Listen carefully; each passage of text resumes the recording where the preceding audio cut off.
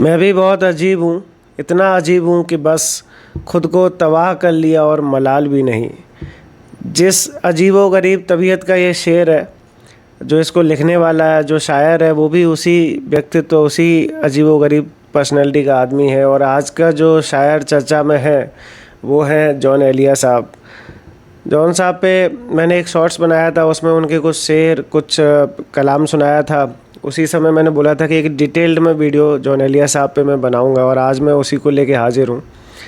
तो जैसे ही जॉन एलिया साहब की बात आती है, मतलब मेरे लिए पर्सनली मैं उनकी शायरी का बहुत बड़ा मुरीद हूँ, बहुत बड़ा फ़ैन हूँ। तो बहुत से शेर, बहुत सी चीज़ें, बहुत से दृश्य अचानक से एक साथ आंखों के सामने गुजरते हैं। तो आज रैंडमली अलग अलग चीज़ों पे मैंने सोचा है दो चार चीज़ें गज़ल शेर सुनाने का, उस पर बात करेंगे। तो सबसे पहले जॉन साहब क्या हैं, आप लोग खुद उनसे रूबरू हो जाइए।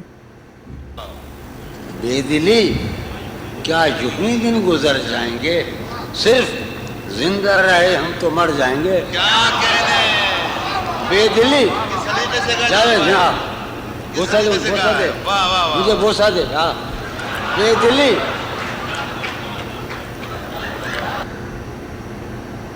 तो आप लोगों ने देखा कि जॉन साहब क्या हैं। मुझे लग रहा है आप लोग थोड़ा बहुत आइडिया लग गया होगा, बाकी उनकी शायरी से, उनके कलाम से आप लोगों को अंदाज़ा लगेगा।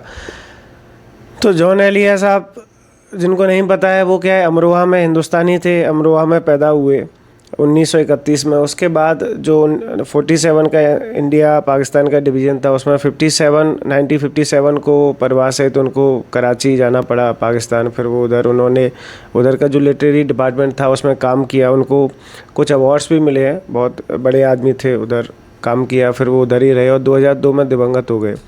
लेकिन जॉन साहब उन शायरों में से हैं। उनके बारे में एक चीज़ है कि आज की जनरेशन, मतलब वो है जो ख़त्म हो गए, दिवंगत हो गए, उसके बाद में लोग उनको ज़्यादा पसंद कर रहे हैं। उनकी शायरी अभी इंटरनेट के ज़रिए पहुंच रही है, लोगों को समझ में आ रहा है, क्योंकि उनका जो दर्शन है, फ़िलोसफी है, रियलिटी है, साइकोलॉजी है, वो सब इंटीग्रेशन के साथ मिलती है उनकी शायरी में। उनका जो फ़लसफ़ा है वो भी आपको देखने को मिलेगा। तो जॉन एलिया साहब का खुद का एक शेर है कि मैं जो हूँ जॉन एलिया हूँ जनाब, इसका बेहद लिहाज कीजिएगा। तो ये बात सही भी है कि जॉन साहब होना आसान नहीं है। जॉन एलिया होना मतलब वो कभी कभी बच्चे के जैसे रूठ जाते हैं, छोटी सी बात पे नाराज़ भी हो सकते हैं। वो जैसे थे वैसे ही स्टेज पे आते थे। स्टेज पे भी वो अलग अलग तरह की हरकतें करते थे जो लोगों को पसंद आती थी, शायरी सुनाते सुनाते। तो विशेष रूप मैंने सोचा है कि जॉन एलिया साहब का एक शायरी है, वो एक गज़ल है, वो सुनाता हूँ मैं आपको। जाने कितने ऐश से रहते होंगे, कितना इतराते होंगे, जाने कितने ऐश से रहते होंगे, कितना इतराते होंगे, जाने कैसे वो लोग होंगे जो उसको भाते होंगे। और यारो यारो कुछ तो जिक्र करो तुम उसकी क़यामत बाहों के, यारो कुछ तो जिक्र करो तुम उसकी क़यामत बाहों के, अजी वो जो सिमटते होंगे उनमें वो तो मर जाते होंगे। अब देखिए इमेजिनेशन, तसव्वुर में जॉन साहब कहाँ पे सीन क्रिएट कर रहे हैं शायरी के ज़रिए, शब्दों के ज़रिए, कि यारो कुछ तो जिक्र करो तुम उसकी क़यामत बाहों के, अजी वो जो सिमटते होंगे उनमें वो तो मर जाते होंगे। और उनकी याद की बादे सभा में और तो क्या होता होगा, उनकी याद की बादे सभा में और तो क्या होता होगा, यूं ही मेरे बाल हैं बिखरे और बिखर जाते होंगे। और एक शेर आखिरी से जो मुझे बहुत पसंद है कि वो जो ना आने वाला है ना, उससे हमको मतलब था। अब आप देखिए कि कोई इंसान है, कोई शख्स है जो पता है कि नहीं आएगा, वो चीज़ है, उसी पे उनका शेर देखिए और उनका किस मिजाज के आदमी है वो अगले मिसरे से पता चलेगा कि वो जो ना आने वाला है ना, उससे हमको मतलब था, आने वालों से क्या मतलब, आते हैं आते होंगे। तो इस तरह के शेर लिखना जॉन एलिया है। जॉन एलिया वही है जो लिखते हैं कि मेरी अक्लो होश की सब हालतें तुमने सांचे में जुनू के ढाल दी, मेरी अक्लो होश की सब हालतें तुमने सांचे में जुनू के ढाल दी, कर लिया था मैंने अहदे तरके इश्क, तुमने फिर बाहें गले में डाल दी।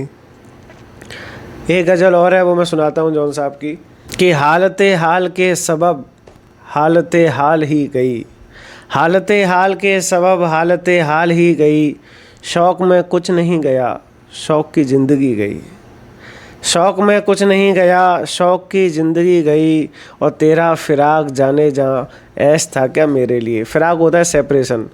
आप देखोगे तेरा फ़िराक जाने जहाँ ऐस था क्या मेरे लिए, यानी तेरे फ़िराक में खूब शराब पी गई, और तेरे विसाल के लिए अपने कमाल के लिए हालत दिल थी ख़राब और ख़राब की गई। और एक और शेर है जो बहुत पसंद है कि उनकी उम्मीदें नाज का हमसे ये मान था कि आप उम्र गुजार दीजिए, उम्र गुजार दी गई। ये उन्होंने आखिरी में आके ये शेर सुनाते थे स्टेज में, और इस शेर को सुनाते सुनाते वो कई बार स्टेज पे रोने भी लगते थे कि उनकी उम्मीदें नाज का हमसे ये मान था कि आप उम्र गुजार दीजिए, उम्र गुजार दी गई। जॉन साहब का जो मुझे याद आ रहा है, मैं 1-2 मिनट और आपको सुनाता हूँ कि बेदिली क्या यूं ही दिन गुजर जाएंगे, बेदिली क्या यूं ही दिन गुजर जाएंगे, सिर्फ जिंदा रहे हम तो मर जाएंगे। बेदिली क्या यूं ही दिन गुजर जाएंगे, सिर्फ जिंदा रहे हम तो मर जाएंगे। और कॉरपोरेट जो हम लोग काम करते हैं उनके लिए कि ये ख़राब बातें आने खैरत बागता, ये ख़राब बातें आने खैरत बागता, सुबह होते ही सब काम पे जाएंगे। ये ख़राब बातें आने खैरत बागता, सुबह होते ही सब काम पे जाएंगे। और 1-2 कथा याद आ रहा है वो मैं सुनाता हूँ कि ये जो बहुत पसंद है, इसका जो कहना है, जिस तरीके से उन्होंने शेर और या कथा जो लिखा है, ये बातचीत बोलचाल की भाषा है, वो जॉन साहब शायरी में लेके आए, और ऐसा बहुत कम लोग करते थे और किया है लोगों ने। कि आप सुनिए कि है मोहब्बत हयात की लज्जत, हयात मतलब होता है ज़िंदगी, लज्जत होता है टेस्ट। है मोहब्बत हयात की लज्जत, वरना कुछ भी लज्जत हयात नहीं। इन दोनों मिसरे का मतलब है कि है मोहब्बत हयात की लज्जत, मतलब love is the taste of life, otherwise life is tasteless. मतलब लव बहुत इम्पोर्टेंट है। 2 लाइन आप सुनिए, आखिरी दो शेर और इसमें 2 लाइन और है कि है मोहब्बत हयात की लज्जत, वरना कुछ भी लज्जत हयात नहीं। है इजाज़त तो एक बात कहूँ, वो मगर खैर कोई बात नहीं। तो इस तरीके से कोई लिखता नहीं है, कम लोग लिखते हैं, लेकिन जॉन साहब हैं, यही चीज़ जॉन एलिया को जॉन एलिया बनाती है। उनका शेर है कि मेरे सारे दोस्त काम कर रहे हैं, एक हमें के नाम कर रहे हैं।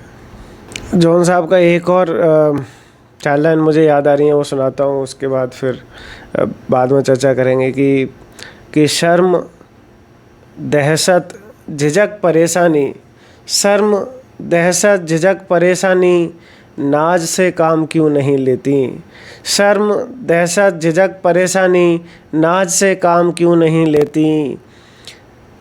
आप वो जी मगर ये सब क्या है, तुम मेरा नाम क्यों नहीं लेती।